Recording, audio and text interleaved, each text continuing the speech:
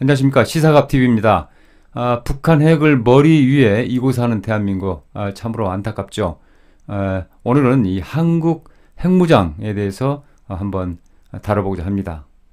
자, 저 섬광 좀 보십시오.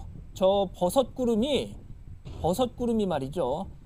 세계 최고봉인 에베레스트 산 높이의 7배까지 치솟았다. 우주에서도 보였던 얘기거든요. 예. 그러니까 반경 35km 내에 있는 거의 모든 것들을 다 파괴했다고 합니다. 네, 이 방금 영상은 60년 전 그 구소련의 수소폭탄 실험 장면인데요.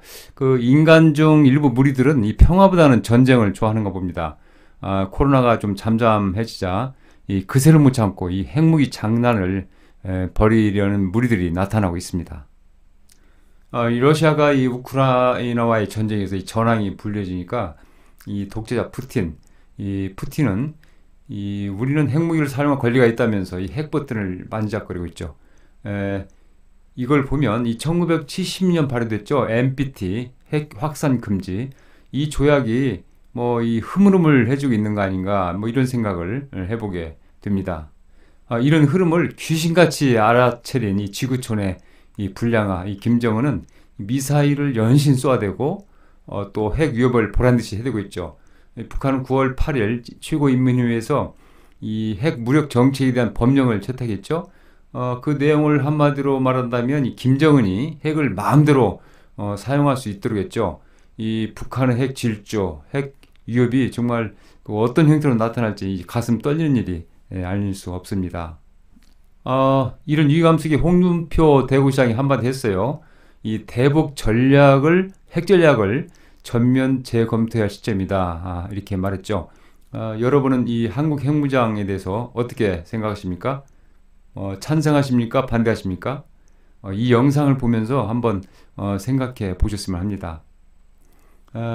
우선 그 한국 핵무장에 대해서 찬성하시는 분 한번 손 한번 들어보시죠.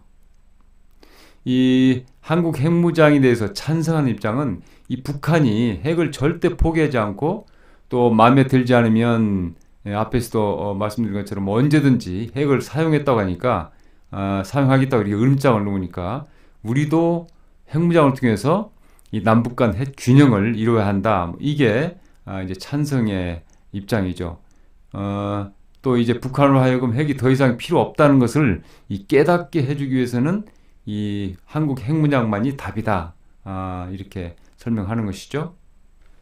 그러면 그 한국 핵무장에 대해서 반대하는 분, 손 한번 들어보시죠. 이 미국 정부에게 이 한국의 핵무장과 또 한미 동맹은 함께 갈 수 있는 카드가 아니죠. 이 한국의 핵무장은 이 미국의 핵 평화 정책, 또 이 미국의 국가 이익에 배치되는 것이죠. 또 이 핵 확산 금지 조약 NPT의 틀을 이 한국이 넘어서는 순간 이 한국은 또 다른 북한격이 되어서 어떤 그 경제 제재 또 유기적 이 고립을 피할 길이 없게 되는 것이죠. 그래서 한국 핵무장은 반대한다. 뭐 이런 입장이죠.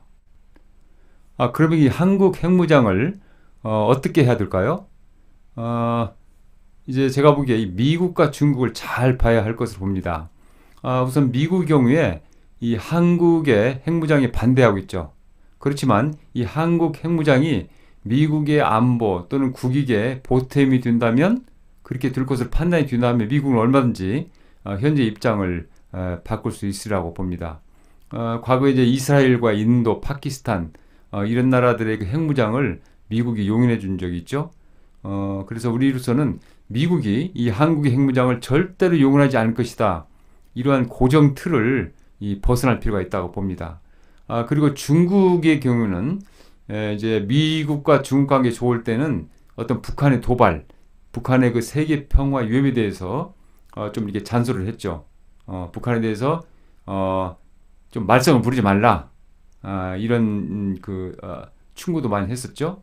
그것은 중국으로서는 이 지금 경제 발전 뭐 이런 거 하기에도 굉장히 바쁜 갈 길이 먼데 북한이 이렇게 말썽을 부리면 중국의 어떤 국익에 좋지 않죠. 그렇기 때문에 미국과 중국 관계가 좋을 때는 이 북한이 말썽을 제발 벌이지 않도록 이렇게 어느 정도 이 제재를 이 제어를 해 왔는데 지금은 상황이 미국과 중국과의 관계가 좋지 않죠. 앞으로도 상당 기간 별로 호전 느낌이가 없고요. 그렇다면 북한은 이렇게 미국과 중국과의 관계가 안 좋은 틈을 이용해서 이제 핵 개발을 가속화할 것이다. 핵의 그 완성도를 높일 것이다. 뭐 이렇게 예상을 해볼 수 있는 것이죠. 근데 여기서 미국과 중국을 우리가 면밀히 관찰하는 것보다 더 중요한 것이 있다고 봅니다. 사실상 오늘 영상의 결론인데요. 저는 세 가지로 봤습니다. 첫 번째는 이 핵 무장 판단의 주체는 누구일까? 바로 우리라는 것이죠. 미국과 중국은 자국의 이 국익을 잣대로 이 한국 핵무장을 볼 것이고, 그렇다면 우리로서는 우리 국익과 미국의 국익, 우리 국익과 중국의 국익의 이 교차점을 찾는 노력이 굉장히 중요하다고 봅니다. 두 번째는 이 핵무장의 OX식이 아니라 핵무장을 찬성한다, 반대한다라는 OX식이 아니라 정말 진지하고도 전략적으로 접근해야 된다라고 봅니다. 외교와 안보는 여야 진영이 따로 있을 수 없죠. 이 정부 여당 또 야당 국민은 이 국제 질서 어떤 흐름을 주의 깊게 보고 이 핵무장 논의에 접근해야 한다고 봅니다. 세 번째로는 정부 여당 또 야당 국민은 이 제각기 제 목소리를 내되 어떤 그 핵무장의 결론 도출 과정의 중요한 내용 이런 것들을 다 까발릴 필요는 없다고 봅니다. 그게 이제 외교 안보의 특성이라고 말할 수 있겠는데요. 우리가 뭐 가정의 일들을 일일이 다 뭐 이렇게 동네 알리면서 가정사를 꾸리나요? 그렇지 않죠. 외교 안보도 마찬가지라고 봅니다. 이 최종 결론인데요. 가장 이상적인 방안은 우리가 NPT 핵 확산 금지 조약 이걸 탈퇴 안 하고 경제 제재도 안 받고 또 한미 동맹을 탄탄하게 유지하는 그런 상태에서 핵무장을 하는 것이죠. 대단히 어렵게 보이지만 또 불가능하지도 않다고 봅니다.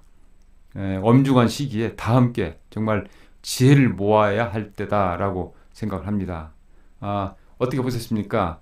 다음 영상에서 더 유익하고 알찬 내용으로 인사드리겠습니다.